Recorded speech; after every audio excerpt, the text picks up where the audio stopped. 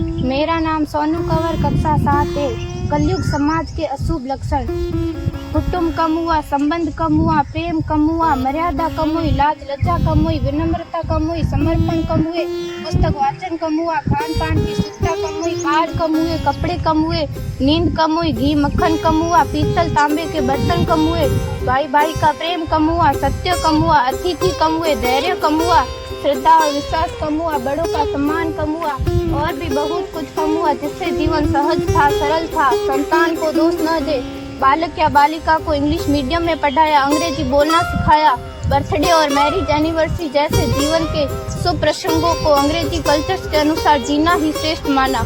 माता पिता को मम्मी डैड कहना सिखाया। जब अंग्रेजी कल्चर से परिपूर्ण बालक या बालिका बड़ा होकर आपको समय नहीं देता, आपकी भावनाओं को नहीं समझता, आपको तुच्छ मानकर आपसे जुबान लड़ाता, जब आपको बच्चे में कोई संस्कार नजर नहीं आता, तब घर के वातावरण को गंभीर किए बिना, संतान को दोष दिए बिना एकांत में जाकर रो लीजिएगा, क्योंकि पुत्र या पुत्री की पहली वर्षगांठ से ही भारतीय संस्कारों के बजाय, मंदिर जाने के बजाय केक कैसे काटा जाता है, यह सिखाने वाले आप और अम्मी है। जब बच्चा पहली बार घर से बाहर निकलता है तो प्रणाम और आशीर्वाद के बदले बाय बाय कहना सिखाने वाले आप और अम्मी है।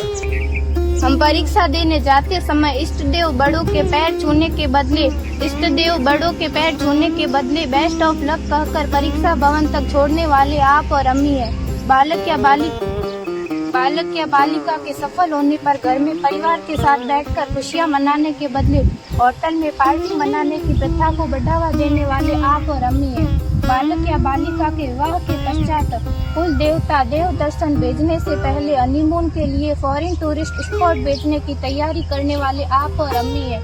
ऐसी कई ढेर सारी अंग्रेजी कल्चर्स को हमने जाने अनजाने स्वीकार कर दिया है। अब तो बड़े बुजुर्गों के पैर छूने में भी शर्म आती है। गलती किसकी? मात्र आपके माता और पिता की। अंग्रेजी अंतर्राष्ट्रीय भाषा है से काम काज तो सीखना है, अच्छी बात है, लेकिन इसकी संस्कृति को अपने जीवन में उतारने की तो कोई बाध्यता नहीं थी।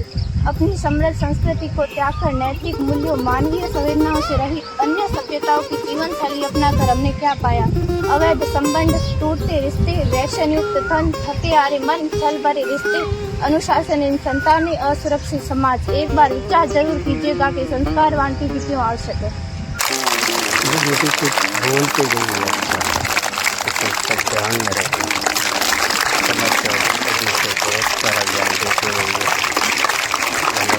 धन्यवाद।